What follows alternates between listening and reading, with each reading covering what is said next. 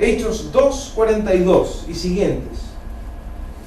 La Biblia latinoamericana lo titula incluso la primera comunidad. ¿Cómo era la primera comunidad? Hechos 2:42. Eran asiduos a la enseñanza de los apóstoles, a la convivencia fraterna, a la fracción del pan y a las oraciones. Toda la gente sentía un santo temor de que los prodigios y señales milagrosas se multiplicaban por medio de los apóstoles. Todos los que habían creído vivían unidos, compartían todo cuanto tenían, vendían sus bienes y propiedades y repartían después el dinero entre todos según las necesidades de cada uno. Todos los días se reunían en el templo con entusiasmo, partían el pan en sus casas y compartían la comida con alegría y con gran sencillez de corazón. Alababan a Dios y se ganaban la simpatía de todo el pueblo. Y el Señor agregaba cada día a la comunidad a los que se iban salvando. Ya, de todos estos aspectos, ¿cuál sería el aspecto a mejorar? Uno se pregunta. ¿Está todo bien? Todos los días se reunían en el templo con entusiasmo, obviamente a orar, ¿se entiende? Alababan a Dios, se ganaban la simpatía de todo el pueblo, a todo el mundo les caían bien los cristianos. Eso es lo que está diciendo en el fondo.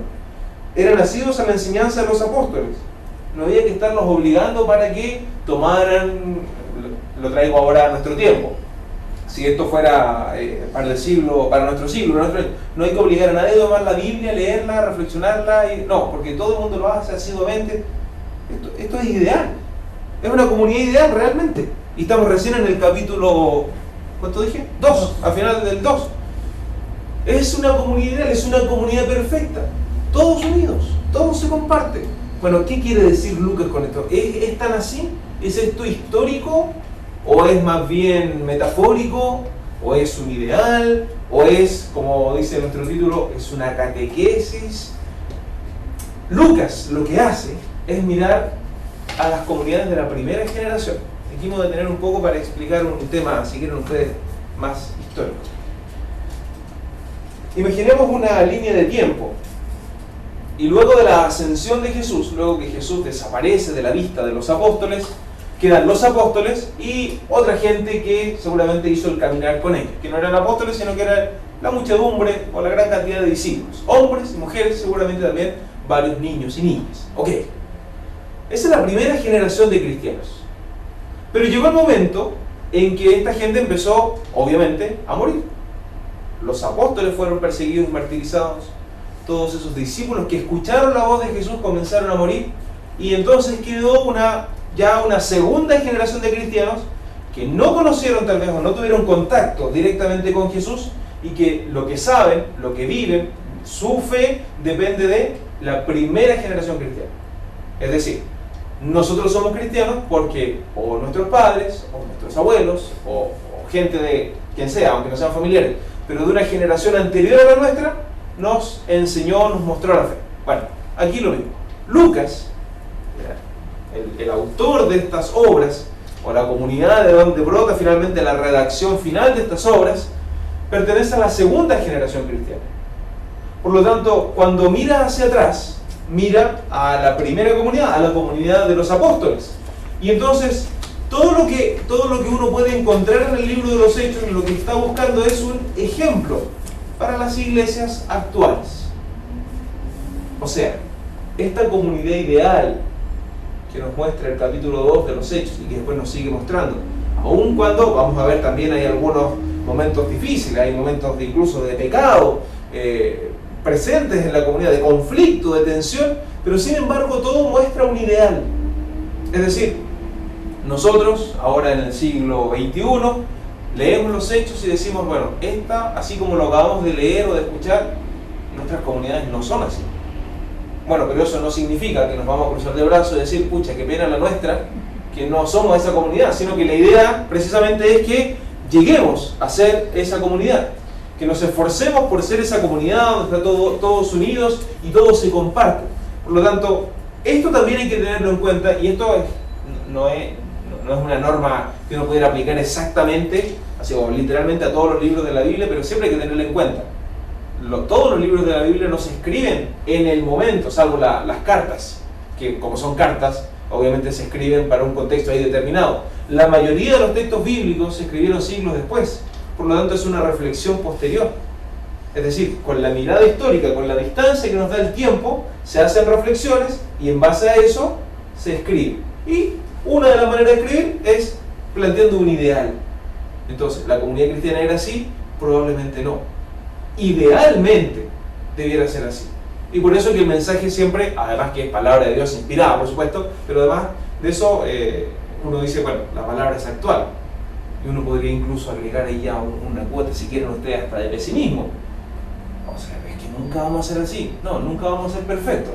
Pero sí podemos ser cada día menos imperfectos. Y cada día poder acercarnos a esos ideales. Bien, ¿se entiende o es muy enredado esto de la primera y segunda generación? Si no, me avisan y lo vuelvo a explicar, no hay ningún problema. Ya. Bueno, lo que les comentaba recién, historia y catequesis entonces se van entremezclando. No hay que tomar ningún texto de la Biblia, y los Hechos no es la excepción, no hay que tomarlos como un libro de historia.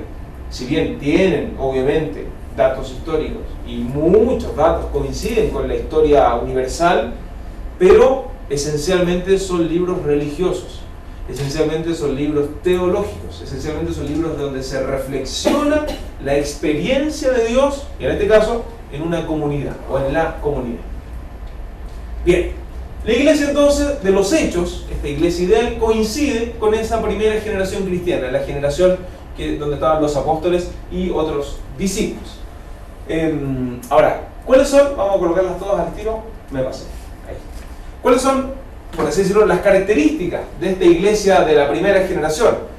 ¿Cuál es como el perfil, digámoslo así, de esa iglesia a la que uno se va a enfrentar cuando comience la lectura y la reflexión del libro de los Hechos de los Apóstoles? Primero, es una iglesia plural.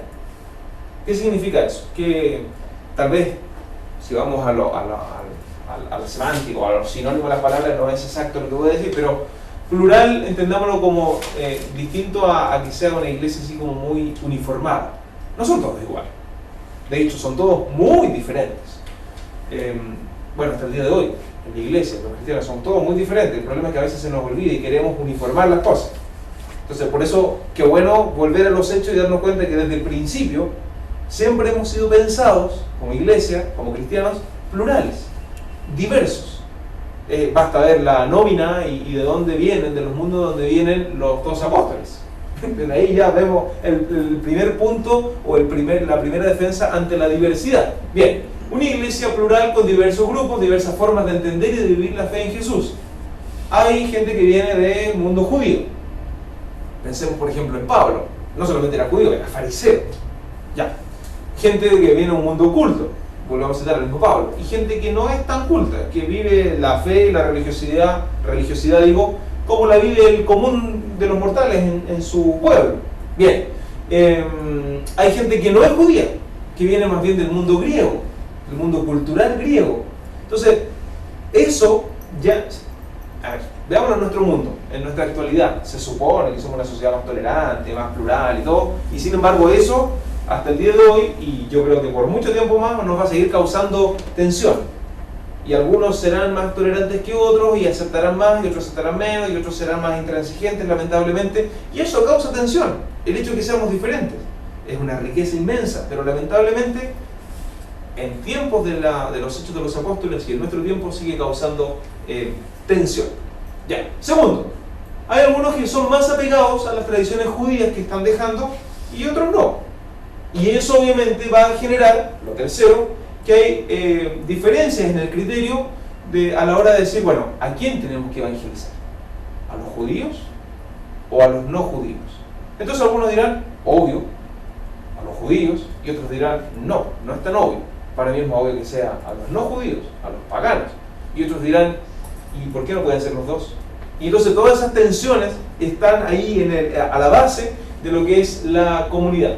Por lo mismo, eso va a marcar, y de hecho hay episodios donde claramente hay un conflicto, y un conflicto donde se nos cuenta cómo empezó, cómo siguió, y gracias a Dios, cómo terminó el conflicto. que es precisamente el tema de las exigencias para los que se convierten. Es necesario exigirle a los paganos que han abrazado la fe circuncidarse. Dicho de otra manera, antes de ser cristiano es necesario ser judío, o pueden pasar a ser cristianos solamente. Lo estoy diciendo con términos nuestros, ya con las cosas así como... Y entonces algunos dirán, no, primero tienen que circuncidarse, primero obviamente tiene que haber pasado por el pueblo elegido. Y otros dirán, no, si Jesús viene precisamente a superar eso, no lo está desechando, sino que a superarlo, a darle plenitud. Por lo tanto no es necesario hacer toda la vuelta. Y se provoca el conflicto que simplemente cito el principio, en el capítulo 15 de los Hechos. 15.1. Llegaron algunos de Judea que aleccionaban a los hermanos con estas palabras: ustedes no pueden salvarse a no ser que se circunciden como lo manda Moisés. Listo. Ahí está. Después ustedes obviamente pueden seguir leyendo todo el capítulo 15, que es interesantísima toda la historia, cómo finalmente se resuelve el problema. Pablo tiene que ir a hablar con Pedro, en fin, y comienza ahí, es lo que en el fondo, de hecho esta Biblia, la traducción lo titula como el primer concilio, la primera reunión así como oficial de la iglesia para ponerse de acuerdo en un tema, llamémoslo así, doctrinal. Pues bien, esas tensiones están ahí en los Hechos. Este es un ejemplo. Hay otras de solución tal vez más sencilla al interior de la comunidad. Si bien no vamos a ver las cartas de San Pablo en este curso, pero siempre son, como para reconstruir la historia y comprender el contexto, siempre son referencias necesarias, porque se van dando, o dan cuenta del mismo tiempo, de la misma época. Por lo tanto, las mismas cartas de San Pablo a uno le van dando también algunas pistas de los conflictos que había al interior de cada una de las comunidades. Cuando San Pablo a los Corintios, por ejemplo, disculpen la expresión un tanto vulgar que voy a ocupar a lo mejor, pero los sube y los baja, porque en el fondo lo que dicen creer, pero viven como si no creyeran. Entonces, con un lenguaje fuerte, los exhortan en el fondo para que vuelvan, para que cambien de actitud. Bueno, eso es lo que pasaba al interior de las comunidades. Tal vez en el libro de los Hechos, este episodio de si circuncidar o no a los que se convierten, puede ser el más emblemático, pero hay que tener en cuenta que en cada uno de los episodios que nos pueda contar de las comunidades está eso, están estas tensiones. Son todos muy distintos, vienen de mundos diferentes y cada uno obviamente tira para su lado, y eso obviamente tiene consecuencias en cuanto a decir a quién vamos a evangelizar y las exigencias que a ellos mismos les pueden poner. San Pablo llega a decir que ha consignado en el libro de los Hechos, bueno, de ahora en adelante me dedicaré a los paganos. Punto. Y en el fondo él, a propósito de esta diferencia que existe, él, después de, por así decirlo, solucionar el conflicto doctrinal, dice, muy bien, ahora yo voy a hacer una opción. Y yo de ahora en adelante no me dedico más a los judíos, a evangelizarlos, porque también hay otra gente que lo está haciendo. Yo ahora me dedico a evangelizar el resto del mundo. Y entonces se va dando cumplimiento a lo que Lucas plantea en los primeros versículos de su obra, que es que sean testigos en todo el mundo.